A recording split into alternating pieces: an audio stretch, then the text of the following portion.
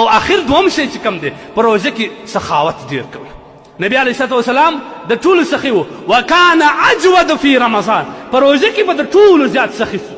د خیر خبرې کوه، خیر نصیحت کوه، د خیر عمل کوه، یو چاته دې خیر رسېد هغه ورسوه، دا هم سخاوت دی.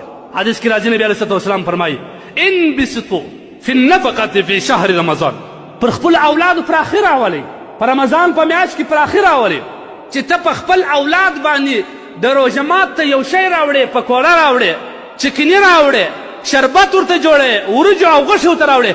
د الله رسول فرمایي دا رقم دی لکه د خدای په لار کې چې د مجاهد ته د الله په لار کې ورکړي.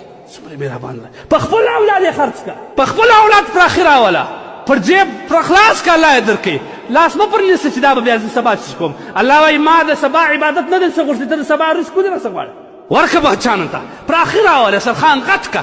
څنګ ته دې همسایه دی غریب دی، څنګ ته دې همسایه دی مظلوم دی، څنګ ته دې همسایه دی معیوبه دی، څنګ ته دې همسایه دی مریض دی، 10 کاله د ملا پر تخته پروت دی، ځوان دی، ملا یې ماته ده. ورکه د هغه حالات واخه، هغوی ته یو شی ورواستو. حدیث کې راځي نبی علیه الصلاة والسلام فرمایي هغه کسان چې د خدای په لار کې شی ورکوي فلا خوف علیهم ولا هم یحزنون. د قیامت په ورځ باندې ټول څومره بیره به وي، چغې به وي، دا کسان به ارام اطمینان ولاړ، هېڅ بیره به نه وي. کوم کسان؟ هغه کسان چې په روژه مات باندې خپل همسایه ته یو شی ورسولی، هغه کسان چې په لارې روانو یو غریب مسکین ته یو کیلو پکوړې ورانیول، یو کیلو غوښې ورانیول، د یتیمانو پر سر لاس ورتېر کړي، یتیم یې د ځان سره په سرخان باندې کښېنوئ، پر خپل ځګرای ونیوئ، خپله ډوډۍ یتیم ته ور وڅکول. دغه کس چې کوم دی پر دې باندې به د قیامت په ورځ خوف او ویره نه وي. او حدیث کې راځي نبي علیه الصلاة والسلام فرمایي هر کس به د قیامت په ورځ سر باندې لمر ولاړ، لمر ټول دومره قریب.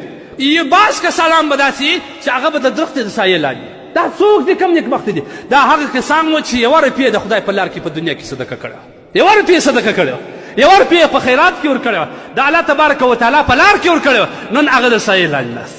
هغه کسان ته چې خدای یو څه ورکړي د خدای دپاره قدر یې وکړئ. روژه کې ورسئ یتیم و اما السائله فلا تنهر. الای سایل چې دې کور ته رالی میره دوا په بدو الفاظو باندې، په ښکنځلو باندې، په شړلو باندې، په غلطو خبرو باندې ځان ته تاوان رسوي. مسکین خو به د دې زهیر کې په روژه کې چې د یوه مسلمان زړه زهیر کړي، د هغه په زړه دې دغه زخم ور پیدا کړي، بیا دې نه ځان ته ټینګ کړه. دا څه شي؟ د چا به هغې فخر کوي؟ چا درکړه؟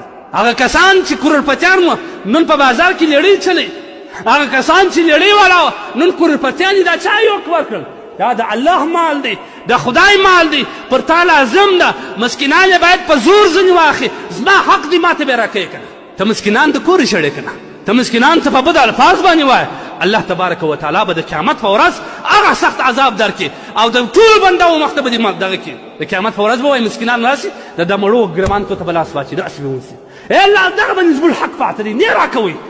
بار کور ته ورغلو په سخت الفاظ یې راکړي. هلته دنیا نسي چې ورکړه، هلته الله وایي وایه اخي د نیک اعمالو څه ځینې واخلي، وایه اخي وړي ټول به غربا یوسف. ځه ښه سلوک د مسکینانو سره، ښه سلوک د مسکینانو. روژه مبارکه میاشت ده، د برکت میاشت ده، الله ته د نزدېکت او د قربت میاشت ده. ورکه سخي څه ځان ته ورکه، الله په لار کې ورکه، خرما یې ورکه. یوه خرما ما بله جمعه درته وویل، یوه خرما د خدای په لار کې ورکول د هغه روژاتي چې روژه به ماته کړه د هغه د روژې اجر ټول تا ته درکوي. دا نه چې د هغه ته نو د روژې هغه ته هم پوره اجر ورکوي، د هغه د روژې اجر ټول تا ته درکوي. او د هغه سره الله تبارک وتعالی به ستا غاړه د جهنم د اور نه خلاصه کړي. یوه خرما صحابه وایي یا رسول الله که خرما مې نه درلوده، د الله تبارک وتعالی رسول ته وایي مذقة اللبن، د شیدو یو غړپ خو ورکړه. وایي یا رسول الله که مې هغه نه درلودې، د یوه غړپ اوبه کې دې یو چا ته روژاتي ته ورکړه، په خلاص نیت دې ورته ونیو چې وخت روژه ماته کړه، هغه اجر به الله تبارک وتعالی درکړي. نو الله تبارک وتعالی څه خواست دی مؤمنانو مسلمانانو نورو ته دا ورسوي،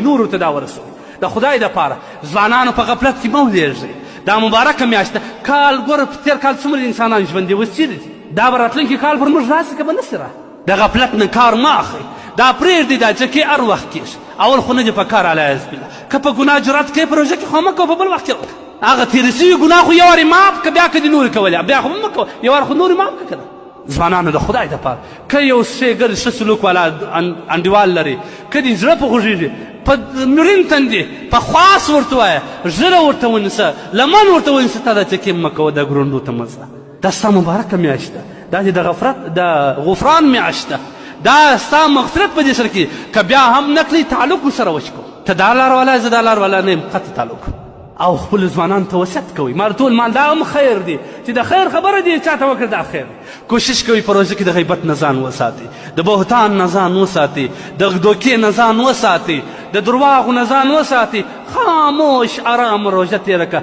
سهار چې د اختر سهار سي عیدګاه ته روان یې، هلته الله تبارک وتعالی د ټولو فرشتو په منځ کې یو فیصله کوي. کله چې وایي د عیدګاه سره روان سي دا رقم د ګناه صفا سي لکه څرنګه چې د مور څه نه وي پیدا سي، د مور څه چې نه وي پیدا سي دا رقم د صفا سي. نو لهذا ځوانانو توصیه مې واورئ، زه مو دوست یم، زړه مو در خوږېږي د خدای لپاره.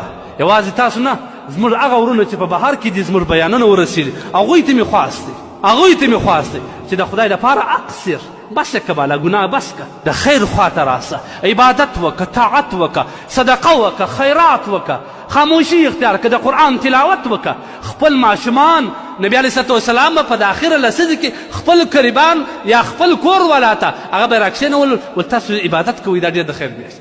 خپل بیبي ته ووایه ماښام مهال چې ته ناست یې د تراوه مابعده قرآن تا غوړولی دی، ستا بیبي در سره وایي ته درته وایي سبحان الله الله به څومره فخر کوي. دا ښه دی که ته به خپلې بیبي ته فیسبوک کې شان اړوه د شپې خپله وایه چې کوم ښه دی هغه به ښایي چې ته به فیسبوک کې شان اړوه. که دا چې دې خوله په قرآن نه اوري دا کم رقم الفاظ وایي او ته یې ورښیې بار بار ورښیې دا به څومره خوند کوي. تر ټولو بهترین مجلس دا دی چې یو چاته تعلیم او تعلم ورکوي یو شی ورشي. کلمه وربښیې په روژه کې، کلمه یې نه دی زده زموږ د خوندو. الله ټوله روژه یې ستا په خدمت کې تېره کړه، ټوله روژه یې ورته تېره کړل، ټوله روژه یې ستا دپاره خواړه تیارولو کې تېره کړل. دومرې وفا خو سره وکړه کلمه خو سمه وربښیې که نه. لمونځ ځینې واوړه، ارام یې ځینې واوړه، ښکنځل مه ورته کوه، په چپلاخ یې مه وه، راسه ورته اول ځل لمونځ درته تېر کړم بیا ته راته تېر کړه. سبحانه سبحانه وایي ورویښه یې، خالي یو لفظ د سبحانه په ورځ کې 7 وارې وربښئ هېڅ پروا نه لري. یوه سبحانه 20 وارې وربښئ، سبحانه سبحانه وربښئ، لمونځ یې ورسم کړه. دا ستا ذمه داري ده.